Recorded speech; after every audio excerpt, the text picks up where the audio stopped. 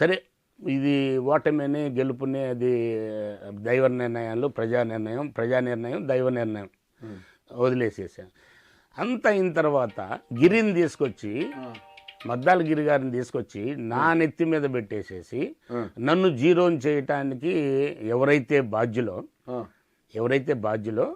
వాళ్ళే గిరి గారిని తీసుకొచ్చేసి పెట్టేసి నన్ను జీరో చేశారు. చేసిన ఆ టీం ఇన్ఫ్లుయెన్స్తోనే సజ్జల రామకృష్ణారెడ్డి గారు నన్ను తొక్కేయాలని, నన్ను క్లోజ్ చేయాలని చూశాడు. అక్కడ క్లోజ్ అంటే రాజకీయంగా నన్ను సజ్జల రామకృష్ణారెడ్డి గారు డైరెక్ట్గా ఈ విధంగా నాతో మాట్లాడటం, నేను ఆ రోజు నుంచి కూడా ఇప్పటికి కూడా అంటే ఎవరి కెపాసిటీ వాళ్ళది, ఆయన కెపాసిటీ ఆయనది, నా కెపాసిటీ నాది, నా వ్యక్తిత్వం నాది, ఆయన వ్యక్తిత్వం అదే.